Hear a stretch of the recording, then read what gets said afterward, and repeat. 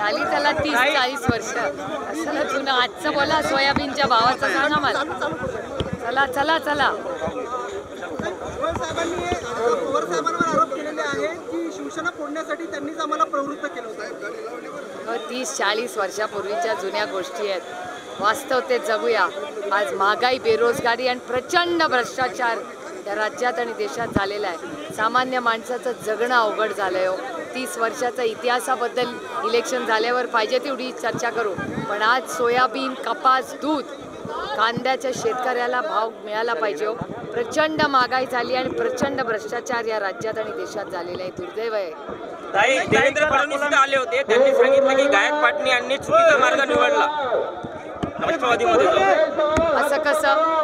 त्यांचे वडील आत्ताच गेले. त्यांचा वडील भारतीय जनता पक्षात होते ना, मग त्यांची जबाबदारी त्यांनी घ्यायला नाही पाहिजे? त्यांच्या वडिलांनी इतकं उभं आयुष्य हे भारतीय जनता पक्षासाठी दिलं आणि ते गेल्यानंतर त्याच्या मुलाला तुम्ही वाऱ्यावर सोडलं. हा कुठला न्याय, कुठले संस्कार?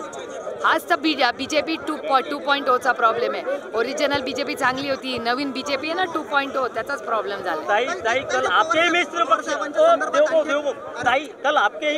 जब तक मराठी खत्म नहीं होगा मैं शुरू नहीं करूँगी. पवार साहेबांच्या बाबतीत आणखी एक त्यांनी आरोप केलेला आहे. सांगा ना. की मुख्यमंत्री जेव्हा बनवायचं होतं त्यावेळेस पवार साहेबांना वाटलं की आम्ही त्यांच्या वरचढ होऊ म्हणून त्यांनी आम्हाला मुख्यमंत्री कुणालाही केलं नाही. लोकशाही आहे, प्रत्येकाला बोलायचा अधिकार आहे. पूछू क्या मराठी झालं असेल तर पूछू हे काय आरोप नाही आहे. ताई, आपके ही मित्र पक्ष के नाना पटोले ने कल अकोला में कहा था कि बीजेपी को कुत्ता बनाने की नौबत आ गई. इस पर आप क्या प्रतिक्रिया दें? मैंने सुना नहीं है तो मुझे पता नहीं है. ताई, आज दोबारा जो है उद्धव ठाकरे की बैग चेकिंग की गई है, इस पर क्या प्रतिक्रिया दें? कितनी ये सरकार जो है ना, हमारे यहाँ मराठी में कहावत है रडीचा डाव. सिर्फ ऑपोजिशन की बैग कैसे चेक होती है सारे, और उद्धव जी की 2-2 दिन आप रोज उद्धव जी का बैग चेक करेंगे. और जो सत्ता में उनका कुछ नहीं चेक, वो तो चल ही रहा है सब कुछ.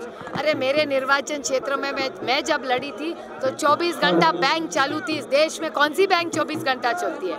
भोर में तो पैसा मिला था, उसका क्या हुआ आगे?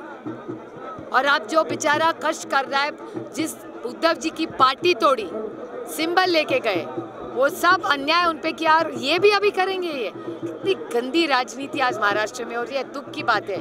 और सिर्फ ऑपोजिशन के ही बैग और हेलीकॉप्टर चेक किए जा रहे हैं. जमीनसाठी प्रयत्न करतायत.